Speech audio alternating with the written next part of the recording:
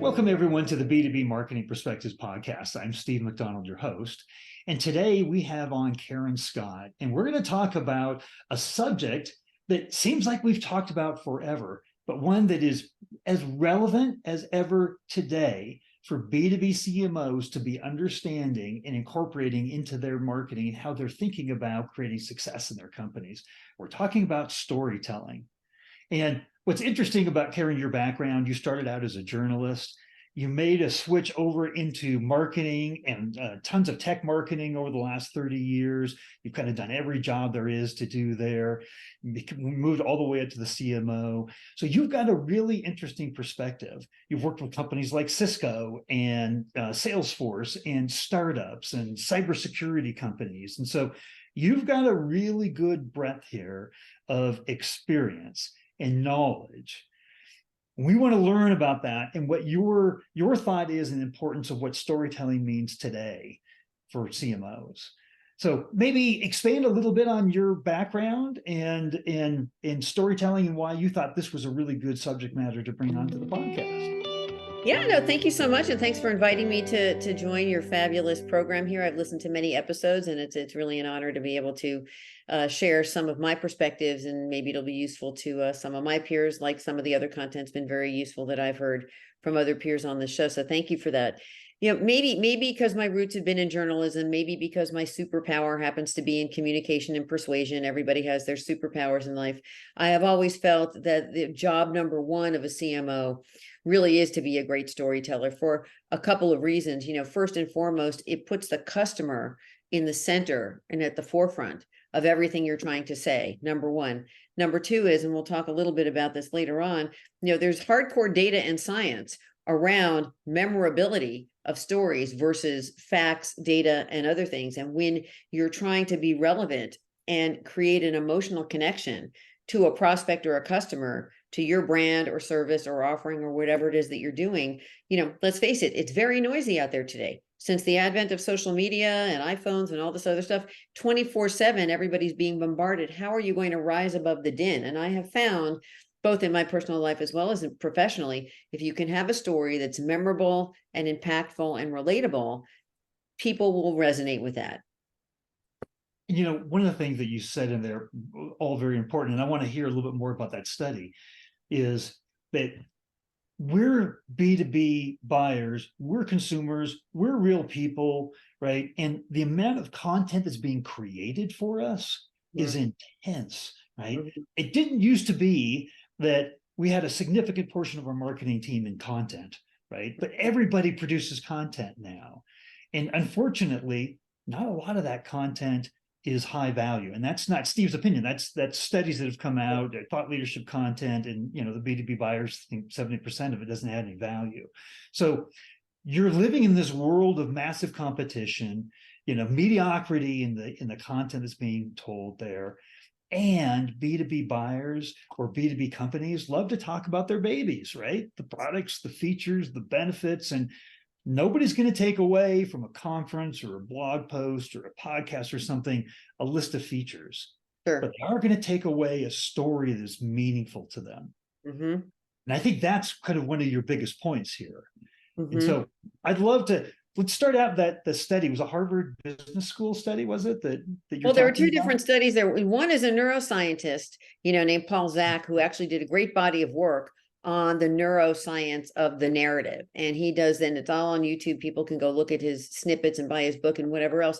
But it was a really interesting study because he basically makes the case for how our brains are wired to remember and process stories far more so than anything else, right? Because really interesting, the brain, when it encounters a good story, releases oxytocin. And if anybody knows anything about oxytocin, you can look that up too.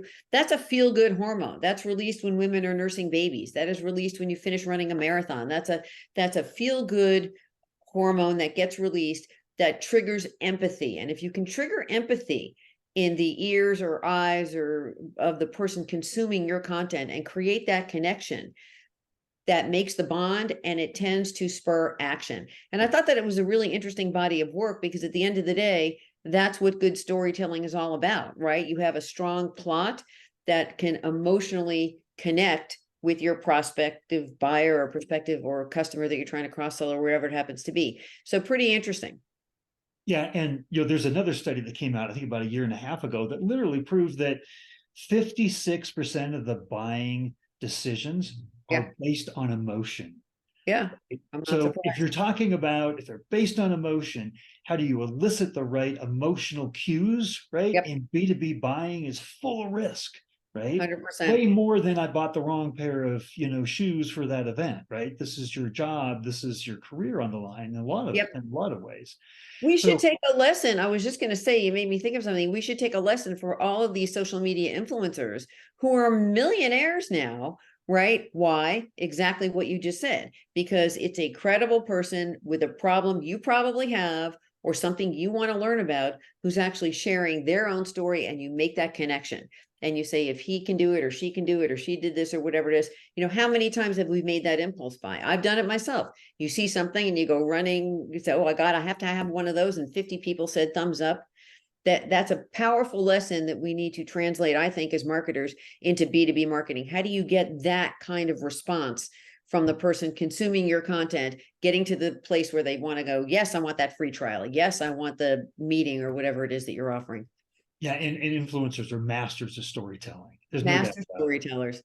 So I think what we've done here is we've checked the box on why are we talking about storytelling today, right? What is Yeah. its importance? And one of the things that I wanted to talk about a little bit, you talk in the conversations that we've had before, leading up to this, you've talked about the voice of the customer Mm-hmm. in the story. Tell me what that means and why that's an important element of the story. Yeah, it's a great question. And it's a lesson I learned when I was working at Salesforce and learned from the master himself, Mark Benioff, who was one of the best storytellers I've ever encountered. He had a way of saying your best salesperson should be your customer, right? And if you Mm. think about how one of the ways that Salesforce became Salesforce, right, was by focusing on cultivating their community and focusing on nurturing and incentivizing their users to evangelize other users.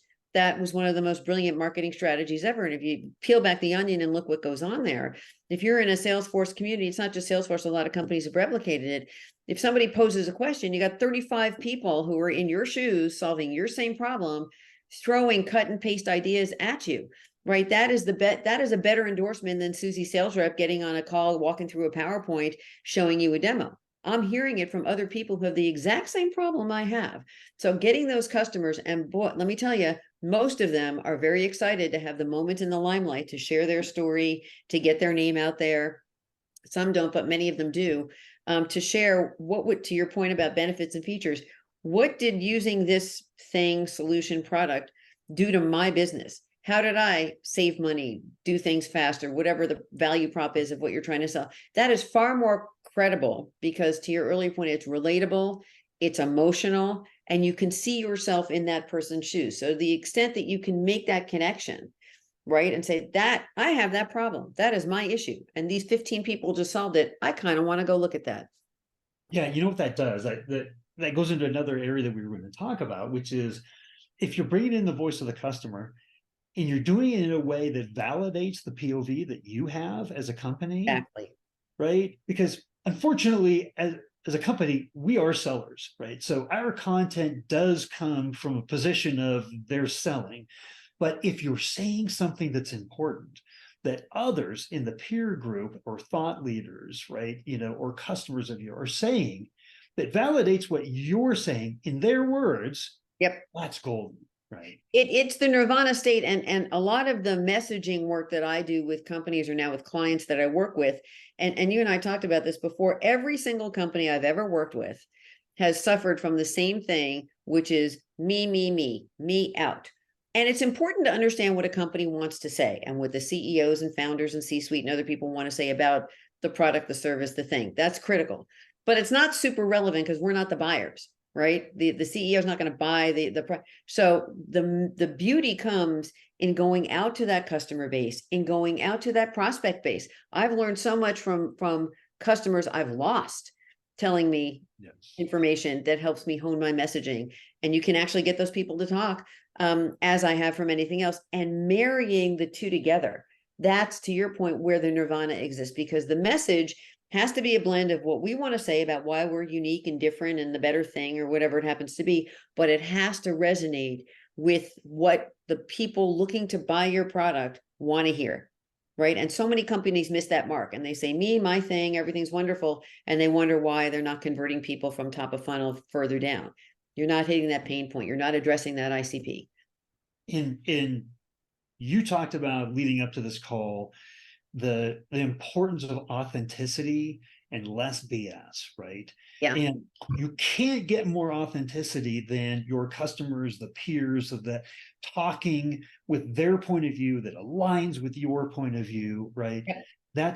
That's what we're doing right now, right? This is a conversation. This is a discussion. This isn't a one-way communication from a company. This isn't Correct. their white paper. This isn't their blog post, their one-sheeter, right?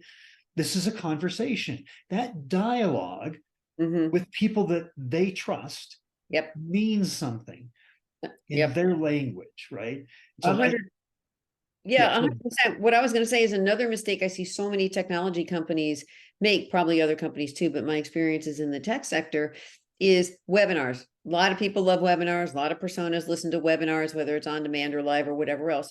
I can't tell you how many companies sit there and all the guests are from the company.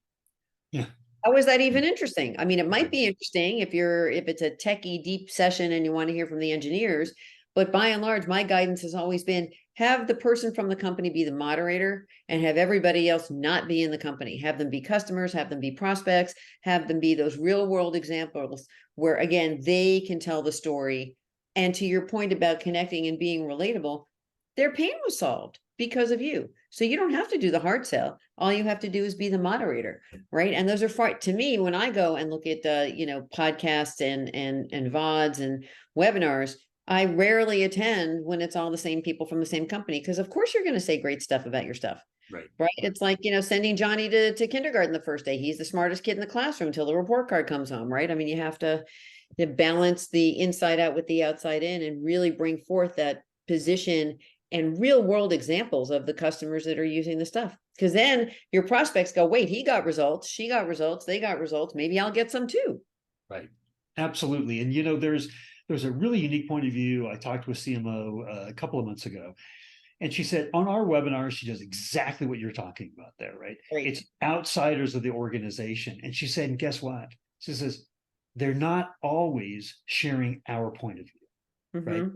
There is different points of view that are being brought together. She says, Mm-hmm.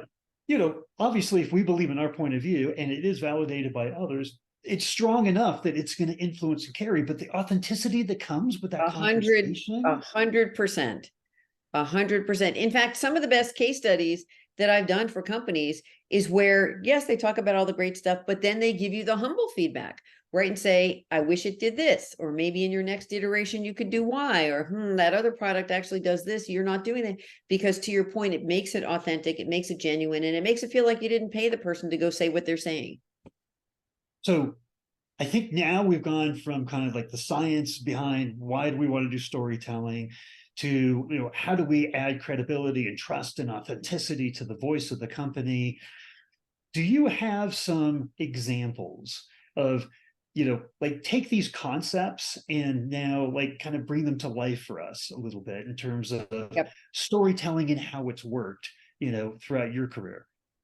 Sure, I got a couple of examples. The first one, and this isn't one we actually talked about, it's a different one that came to mind, is when I was working as the CMO over at Flexport, which is a technology, logistics, and shipping company. And we were launching a product called Ocean Match, right? And what that product does is it a lot of times when people are shipping cargo on a container and it's not enough cargo to fill up the whole container, you're wasting money because you're shipping a container across the ocean with dead space in there. Right. And so what this Ocean Match did, think of it as like a brokerage firm, right? They stack together like packages, right? So you wouldn't put, tomatoes with sneakers. So like packages, and they resell the empty cargo space to people who would be rolled off, right? That's the term when you don't have quite enough to put in a container. You don't have the budget for a big, huge container. So they match it together, which is nirvana for everybody. The person who bought the container gets some money back, and the person who is going to sit on the sidelines in Taiwan somewhere, gets across the ocean faster. And the story I was trying to tell about that still sticks in my mind today, had to do with a company that was trying to ship teddy bears for Christmas across the ocean to be in United States stores and whatever else. And the first container somehow rolled off the boat. That happens every now and then, but the container rolls off the boat. So they were really quickly trying to restock to make their deadlines, for shipping. So first of all, images of like teddy bears floating in the ocean come to mind. And Susie opening the Christmas present or the Hanukkah present or whatever else. And oh gosh, I really wanted the such and such bear. It's not there. So right away, you're emotionally connecting, at least to anybody who's a parent or a grandparent, aunt, uncle, or has been a kid, celebrating a holiday season. So that was sort of one way it connected, and the second way that it connected is it brought clear the value of the thing we were trying to sell. Here's a bunch of teddy bears that have to make it in time to be sold for the Christmas selling season, right? And they're sitting on a dock somewhere. So this service actually, you can see your own kid getting excited opening up the package of the thing they actually wanted. So that was one example, and I was actually telling that story at a user conference, and you could read the room and see everybody sort of understanding what we were trying to go do, right? So that was one powerful example I wanted to share. What you just said there brought to mind, I literally had a conversation this morning that relates to this. And this gentleman was talking about, and he's done business with enterprise customers down, and he was talking about a company that literally just creates the sheetrock, right? That goes up in buildings and homes and everything like that. And there's a big problem of dust and different things that when you're actually applying that. And they just started telling the story about how their dust was heavier. Mm-hmm. And it falls down and you don't breathe as much in, right? And he said all of a sudden everybody was talking about they wanted the sheetrock with the heavier dust. Mm-hmm. Right? Mm-hmm. They just took something very simple and told a very visual story about that, and all of a sudden created amazing competitive differentiation and all kinds of things. So I think what you're like, the teddy bears floating in the ocean and all kinds of things, we can take very, very B2B, messaging, bring some B2C into it, bring some voice of the customer in, where it sticks, because we're going to remember those stories. Yep. Think about. I was just going to say, adding on to what you said there, B2B is really B2B2C, because at the end of the day, they're individual humans who have the need for the thing that you're trying to sell, the solution, the box, the thing. And so you can't short circuit that, right? You have to have messages that will resonate, back to your comment about the ICPs, the actual target personas that you're wanting to write the check to your company at some point has to have some sort of emotional or entertaining or memorable connection to what you're talking about. So that person can champion internally your thing to their boss or the person that's going to sign the check, or why we need this instead of that, or why we got to replace this thing for the other thing, because they're now empowered. Because again, I attended a Stanford women's workshop years ago, and a staggering data point that I heard is stories are 22 times more memorable than facts and data. So just imagine that, 22 more times. So if you get the ICP remembering your story when that person's in the boardroom or in the meeting or lobbying for budget or explaining why they got to rip and replace some other thing for your thing or whatever else, if they can remember and articulate that story, it's like the gift that keeps on giving, because then those people they're trying to evangelize have that connection as well, right? 22 times more. That's a pretty powerful number. And you know what that means? What that just brought up two things. One was, in B2B, we're selling into not an individual, we're selling into a buyer's group, right? And as we make it easier and easier for the person that is originally engaging with us to remember our stories, and something that's very easy then for them to relate to the rest of the group, right? 22 times more, that's amazing stat. It's a pretty amazing stat. And then also, we were going to talk on this podcast here about leveraging the voice of customers and prospects. But what that story told me was, if you give a framework for your own customers and your own prospects to be thinking and talking like in a very simple way, right? Like, hey, we're gonna have less teddy bears floating in the ocean, right? If you go with our services, like, you make it simple. Like, stories simplify things too. Like that list of feature benefits, we're never going to remember that.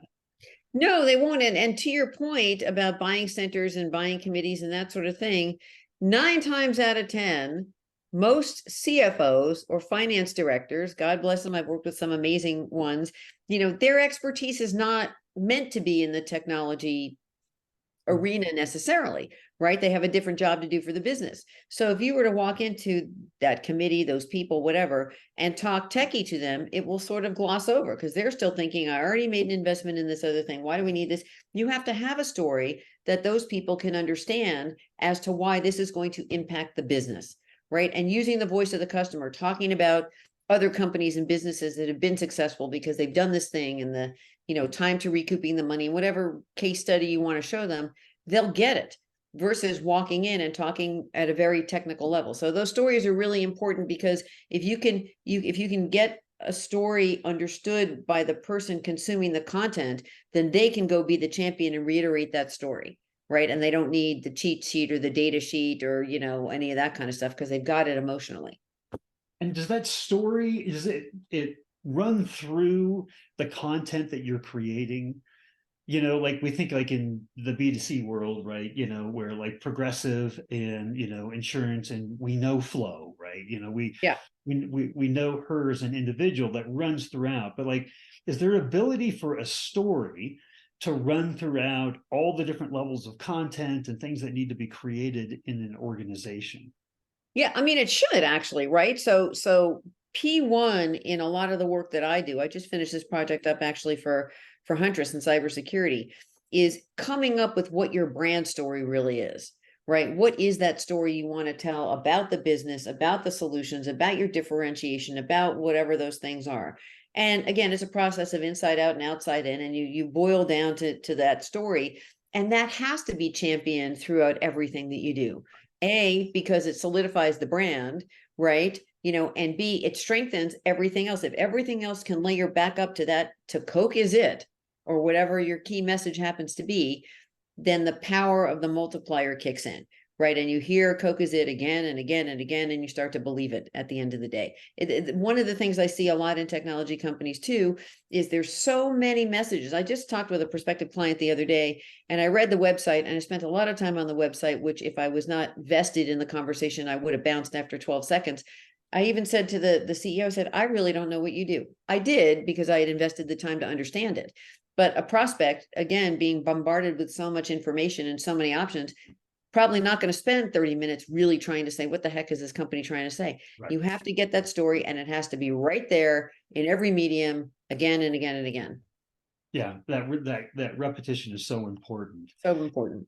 So if you could, a lot of this storytelling we're talking about is delivered through content. Yep. I mean, if I were to ask you, I said, I'm going to have you put a line in the sand in terms of the overall success, the growth and success of a B2B company. How important is content to that? 1, it's not important at all. 10, it's vital to the overall growth and success of the company. Where would you put that on that scale, and why? 15. 15. It's Okay. truly that important because, at the end of, and let me qualify that for a minute there. There are 2 pieces that are super important in the content. One is what we talked about in getting that story down, right? Critical. The other piece of it, and why I boosted it to like a 15 really, is understanding where in the customer journey, in the buyer's journey of that particular ICP, and many companies have multiple ICPs, right? Because you're selling to different buying centers, you're selling to different verticals or whatnot.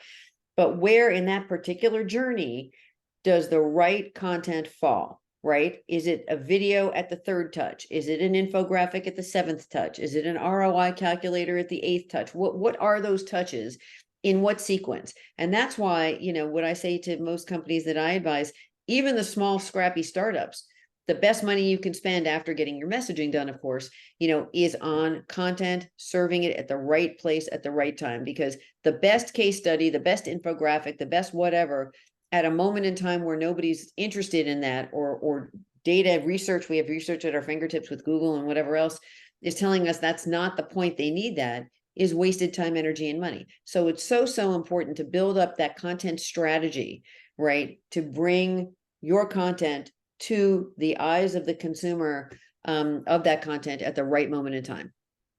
Yeah, because content's the way they make their decisions, right? 100%. That buyers, 100%. before they want to talk to us, they're 70% of the way through their decision-making process. 100%. They are. And what you want. And again, a lot of companies make this mistake. They're all looking for that top of funnel, raise my hand, first touch, whatever. That is not really that relevant, because the number of people that convert down, as we all know, is minimal. Give content away for free. When I say free, to gate or not to gate, that's really an important question. You cannot gate everything. Certainly when you're going after suspects or prospects, you have to give a bunch of stuff away. Let people self-educate. To your point, I've heard that stat of 70% from Gartner, Forrester, 100 million different sources. It's a real thing. If you give that content free, allow people to get educated, allow people to find the information they need without having to fill forms out. I would much rather deliver to my sales organization a well-educated prospect who proactively wants to have a meeting and a demo than 15 people who just downloaded some white paper, and probably all 15 are nowhere near the point where they're ready to talk to Susie sales rep. That's why there's the death of the MQL, right? 110%. I couldn't agree more, right? That's not super relevant, right? So we've talked about a lot here. Yeah. If there was a takeaway for the audience around the importance of storytelling today, what would you have us remember? Yeah, I mean, specific to the context of this discussion and your podcast on B2B marketing, is let your customers sell for you. They are the most credible. They are the most memorable. To your point of authenticity, they are the most authentic. They're the most genuine. They're the ones that are passionate. You've already solved their problem. So when you think about the life cycle, advocacy is the nirvana state, having people advocate on your behalf. So that's why I think storytelling is just so critical. Get customers out there telling the story for you, bring up the good, the bad, and the ugly as well. And sit back and let the customers do the evangelizing for them. Have them be on the webinars, have them be on the podcasts, have them be in the case studies, bring them into focus groups, listen to them, because they're the ones that are really going to sell for you. And that selling isn't always, just to put a kind of an exclamation point on the end of this, you're not saying sell your product, right? Right. What you're selling is, and their voice is corroborating what is the problem. They're defining the problem, they're defining the potential solutions, they're defining what's happening and changes in the industry, right? Yep. That's what you're talking about. It's not they're going to come in and they're going to sell your product, right? No. They're going to help sell, you're going to share their expertise with your expertise and your point of view in helping basically your ICPs do their job better. What to do. 100%. And a couple of examples that always, stick with me of companies have done this exceptionally well. Think of Airbnb. Who knew we needed or had options other than a hotel room when we went on vacation, right? They were brilliant at going to market, defining a problem we didn't even realize we had, and then serving up a solution. Right. I mean, the same thing can be said about Rent the Runway. Who knew you could wear gorgeous designer gowns for pennies on the dollar and then send it all back and not have to worry about the environment and all this other kind of stuff. So coming up with the people who have solved the problem for you and then seeing examples of how that's played out for other customers is almost always, the great solution. And you're right. I use the word selling in a much broader sense. No customer is going to walk up with a purchase order or any of that.